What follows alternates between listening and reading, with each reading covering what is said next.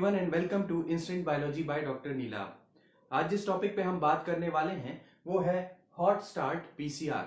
आपको पता होगा कि हम लोगों ने ऑलरेडी एक वेरिएशंस ऑफ पीसीआर नाम की एक लेक्चर सीरीज ऑलरेडी स्टार्ट कर रखी है और जिसमें कि हम लोगों ने कॉलोनी पीसीआर लास्ट टर्न पे हमने उसको डिस्कस किया था और आज हम लोग हॉट स्टार्ट पीसीआर को डिस्कस करने वाले हैं।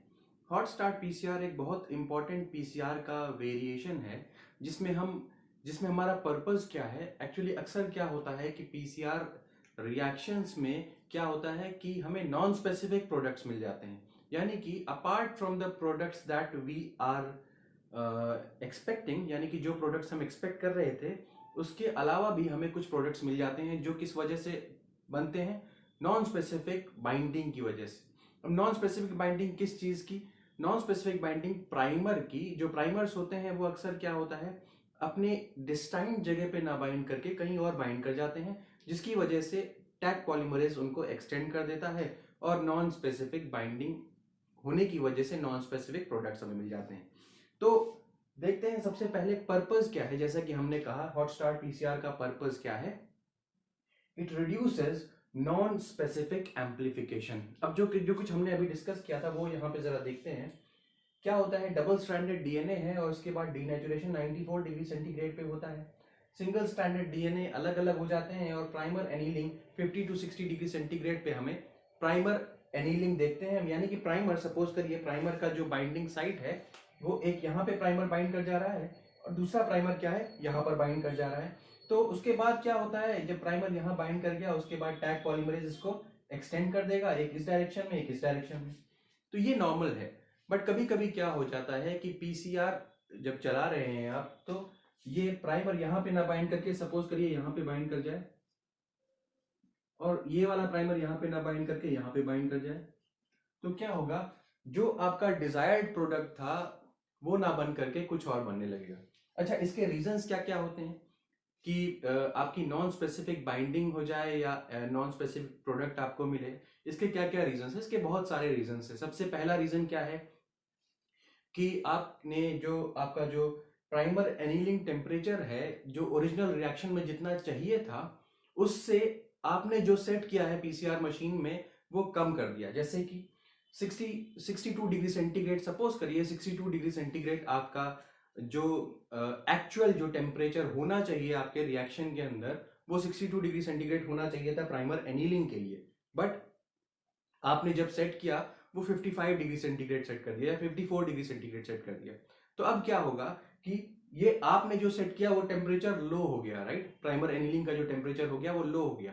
तो इस टेम्परेचर पे क्या होगा कि प्राइमर्स जो है वो अपने स्पेसिफिक जगह ना बाइंड करके दूसरी जगह बाइंड कर जाते हैं। इसके अलावा क्या रीजंस हैं, कभी कभी हम टैग पॉलीमरेज जो है, टैग पॉलीमरेज का अमाउंट ज्यादा यूज कर लेते हैं अपने रिएक्शंस में, जो डिजायर्ड अमाउंट है उससे ज्यादा यूज कर लेते हैं, तो उससे भी क्या होता है, आपको नॉन स्पेसिफिक प्रोडक्ट्स मिलते हैं। इसके अलावा क्या है, कंसंट्रेशन ऑफ MgCl2, इसका कंसंट्रेशन भी बहुत इंपॉर्टेंट है। अगर MgCl2 वगैरह का कंसंट्रेशन, MgCl2 का यूज होता है, आपको पता होगा पीसीआर के रिएक्शन में MgCl2 का कंसंट्रेशन अगर आपने प्रॉपर नहीं रखा तो उसमें उसकी वजह से भी क्या होता है कि नॉन स्पेसिफिक बाइंडिंग होती है। प्लस पीसीआर का जो आपने प्राइमर्स यूज किए हैं उनका कंसंट्रेशन अगर बहुत ज्यादा है तब पर भी आपको नॉन स्पेसिफिक प्रोडक्ट्स मिलते हैं। ठीक है, तो ये कुछ रीजंस हो गए कि जिनकी वजह से हमें नॉन स्पेसिफिक प्रोडक्ट्स मिलते हैं। अब अगर आप सोचिए कि अगर जो आपका टैग पॉलीमरेज हो वो केवल हाई टेम्परेचर पे ही आकर के काम करे और लो टेम्परेचर पे, जैसे कि ये प्राइमर बाइंड किया, लोअर टेम्परेचर पे बाइंड किया, उसको इलोंगेट ना कर पाए, क्योंकि टैग पॉलीमरेज क्या है, लोअर टेम्परेचर पे भी, रूम टेम्परेचर पे भी एक्टिवेटेड रहता है। तो अगर हम कुछ इस तरीके से कर दें कि ये प्राइमर जो है केवल हाई टेम्परेचर पे ही, सॉरी, जो ये पॉलीमरेज है आपका वो हाई टेम्परेचर पे ही एक्टिव रहे पहली साइकिल के दौरान, तो क्या होगा कि हमारी जो ये नॉन स्पेसिफिक बाइंडिंग वाली जो प्रॉब्लम है वो सॉल्व हो जाएगी। ठीक है, तो अब उस चीज को कैसे हम अटेन करते हैं, वो चीज कैसे पा सकते हैं, उसको डिस्कस करते हैं। हम लोगों को क्या करना है, हम लोगों को कुछ इस तरीके से कोई मैकेनिज्म डेवलप करना है कि हम जब तक हाई टेम्परेचर पे ना पहुंच जाएं, पीसीआर के हाई टेम्परेचर पे ना पहुंच जाएं, तब तक क्या होगा, तब तक बाकी जो कंपोनेंट्स हैं पीसीआर ट्यूब के वो एक साथ रहें और टैग पॉलीमरेज जो है वो अलग हो जाए।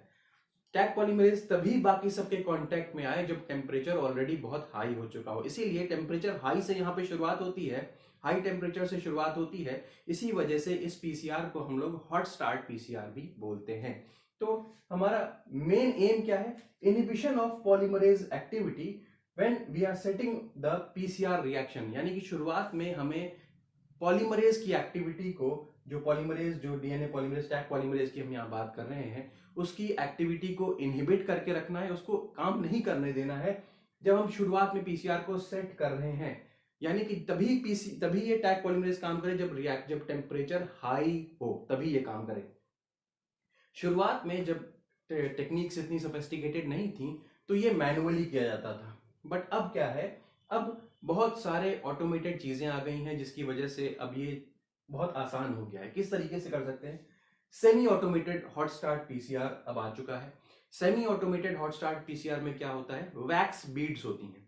अब समझने की कोशिश करिएगा कि वैक्स बीड्स कुछ इस तरीके से होती हैं कि वो सेपरेट कर देती हैं, यानी कि बाकी कंटेंट्स को, जैसे कि डीएनटीपीज हो गए, MgCl2 हो गया, आपका टेम्पलेट स्ट्रैंड हो गया, इन सारी चीजों को सेपरेट कर देंगी और टैग पॉलीमरेज को सेपरेट कर देंगी।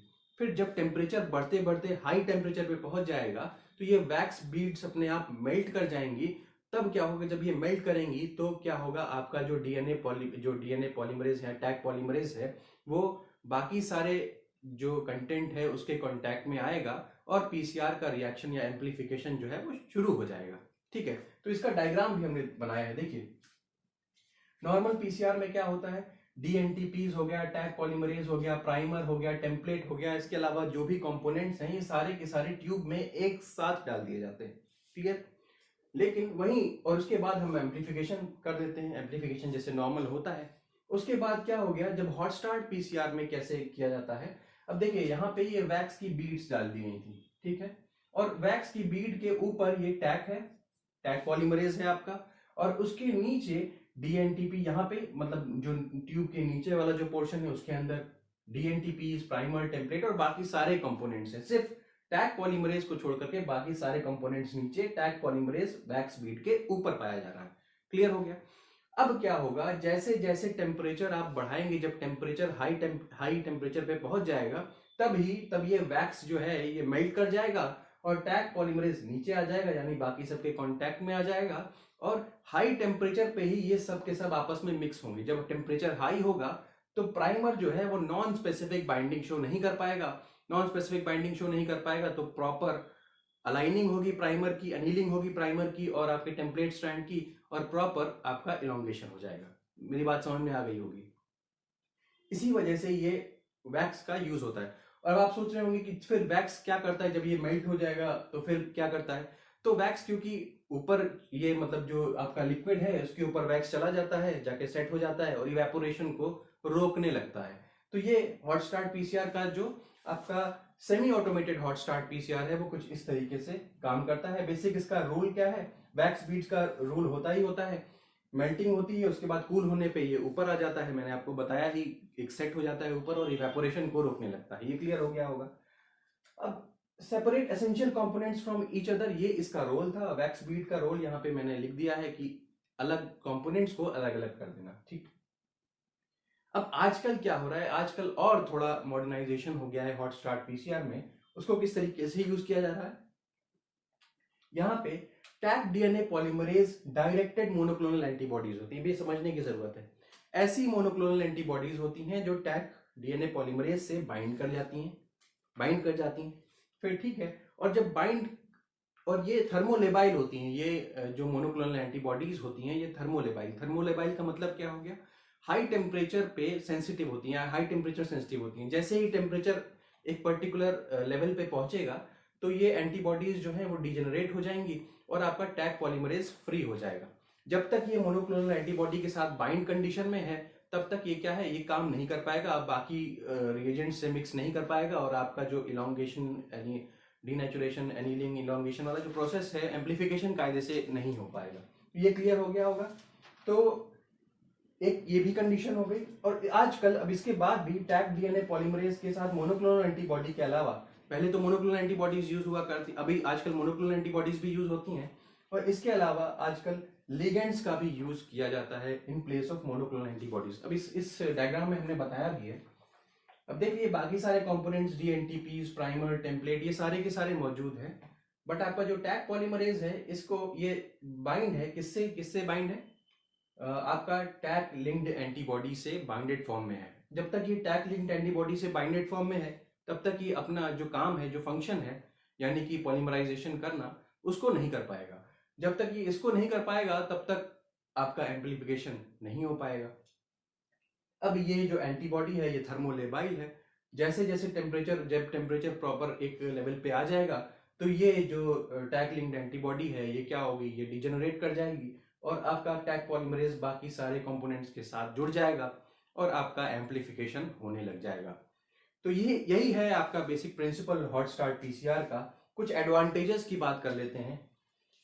ये तो हमने देखा ही कि ये रिड्यूस कर देता है नॉन स्पेसिफिक एम्प्लीफिकेशन को, इसके बारे में तो डिस्कस कर ही लिया।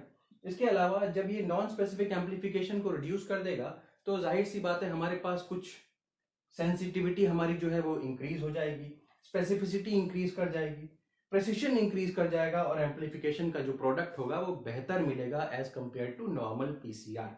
ये क्लियर हो गया हो। और इसके साथ ही साथ प्राइमर डाइमर फॉर्मेशन को भी ये रोकता है। कई बार क्या होता है कि प्राइमर जो है, फॉरवर्ड और रिवर्स प्राइमर जो है वो आपस में ही जुड़ जाते हैं। तो आपस में जुड़ने की वजह से क्या होगा, जो आपके स्ट्रैंड पे जुड़ना चाहिए था प्राइमर, वो आपस में जुड़ गया तो आपका एम्प्लीफिकेशन जो है वो नहीं हो पाएगा। इसीलिए इस कंडीशन को भी प्रिवेंट करता है आपका हॉट स्टार्ट पीसीआर। तो ये कुछ वीडियो एक हो गया आपके हॉट स्टार्ट पीसीआर के ऊपर। मुझे उम्मीद है कि ये लेक्चर आपके कॉन्सेप्ट्स को क्लियर कर रहा होगा। अगर ये वीडियो आपको पसंद आया हो तो प्लीज़ इसे लाइक करिए और मेरे चैनल को सब्सक्राइब करिए।